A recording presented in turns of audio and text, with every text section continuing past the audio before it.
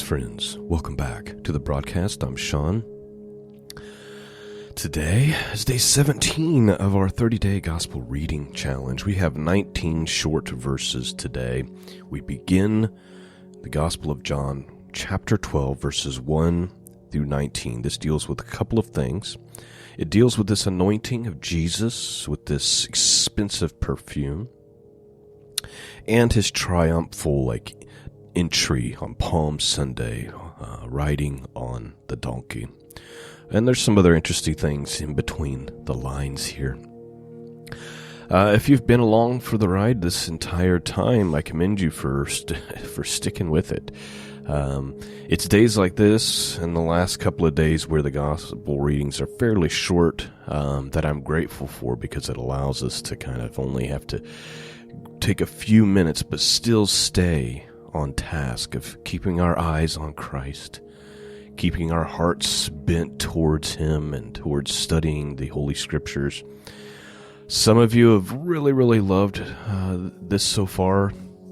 There's also many who have unsubscribed and been very unhappy to have the Gospels for them every single day, which I have found to be astonishing, but at the same time, not astonishing. Not everybody wants the gospel. Not everybody wants to bend their hearts towards God and to focus on something like this for such a long period of time. But it's been a blessing to me, and I'm grateful to have the opportunity to do it, and I'm praying that God will see us through to the end and we will accomplish this goal. And the goal really isn't about the 30 days. The goal is really about creating a habit of every morning, starting our day, focusing on Christ. Let's have a look at our reading today.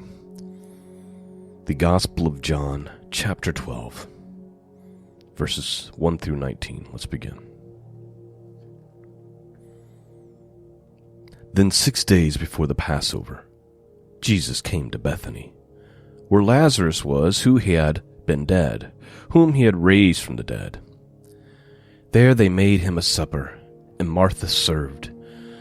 But Lazarus was one of those who sat at the table with him. Then Mary took a pound of very costly oil, spikenard, anointed the feet of Jesus, and wiped his feet with her hair, and the house was filled with the fragrance of the oil. But one of his disciples, Judas Iscariot, Simon's son, who would betray him, said, "Why was this fragrant oil not sold for 300 denarii and given to the poor?" This he said not that he cared for the poor, but because he was a thief, and had the money box, and he used to take what was put in it. Please note, some translations will say he used to help himself to it. First of all, this is, the Spirit has obviously came over Mary, right? Just consumed her to lead her to do this thing, to prepare Christ for his burial. She probably has no idea why she's doing this, only that she has this uncontrollable urge to do this thing that the Spirit of God is leading her to do. It says that Judas is unhappy about this situation, and John goes on to tell us why. Judas is unhappy that this expensive oil is being used to anoint Jesus not because he actually cares about the poor, but because he wants to steal. He steals from the money bag, and there's less money to have access to. I do think it's important to note that all of the disciples actually grumble. We can see this in Matthew's account.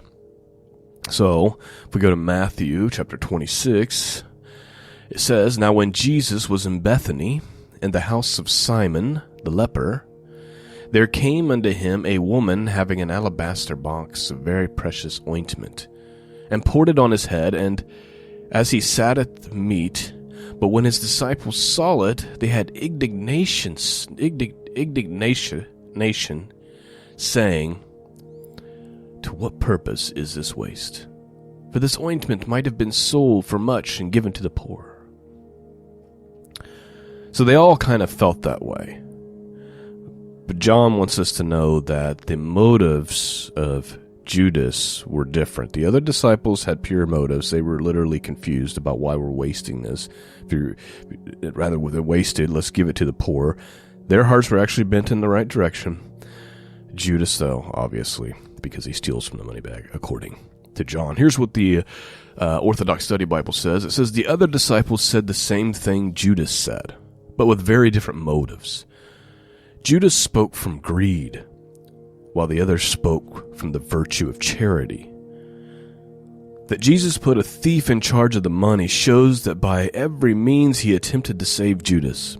He fulfilled Judas's lust for money. He allowed Judas to exercise apostolic authority. He washed Judas's feet with the other disciples, and he allowed him to partake in the table of the mystical supper. Yet, Judas could not overcome his greed. I thought that was well said, He was given every opportunity. He was treated just like the other disciples, even though Jesus knew that he had this terrible temptation to want to steal. He still gives him an opportunity to change direction, even allowing him to be in charge of the money bag. Let's continue on. But Jesus said, "Let her alone. She has kept this for the day of my burial. For the poor you have with you always, but me you do not have always." Now a great many of the Jews knew that he was there, and they came, not for Jesus' sake only, but that they might also see Lazarus, whom he had raised from the dead. But the chief priests plotted to put Lazarus to death also, because on account of him many of the Jews went away and believed in Jesus.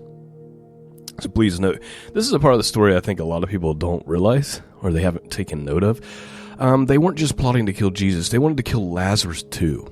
This miracle was so astounding, so convincing, so many people saw it, knew Lazarus, went to his funeral, knew he was buried, saw him raised from the dead 4 days later. It's undeniable, Christ did this miracle.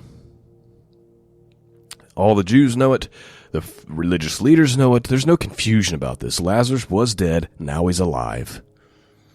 And yet their hearts are so hard, so wicked, so impure. Their motives are worse than Judas. They are so desperate to maintain their power and their authority. They don't care if it's the Messiah. They don't care about the works of God. They're desperate to maintain their death grip on their power to the point where they're willing to have an innocent man executed for being raised from the dead and to kill the Son of God.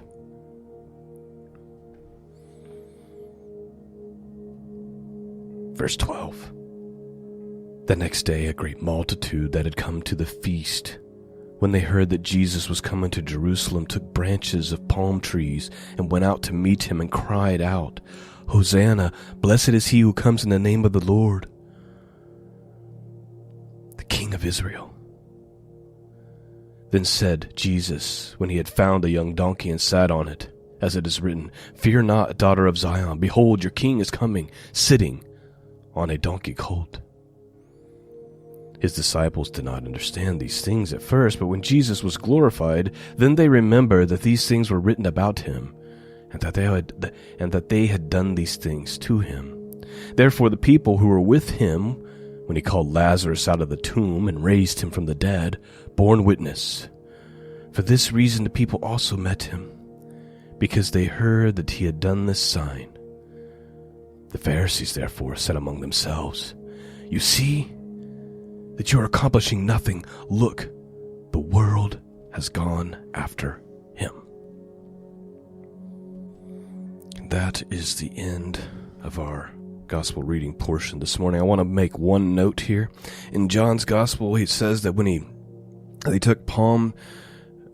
put branches of palm trees and they went out to meet him and they cried. It's this Hebrew phrase. If you have a Hebrew prayer book, You'll find it in there most definitely.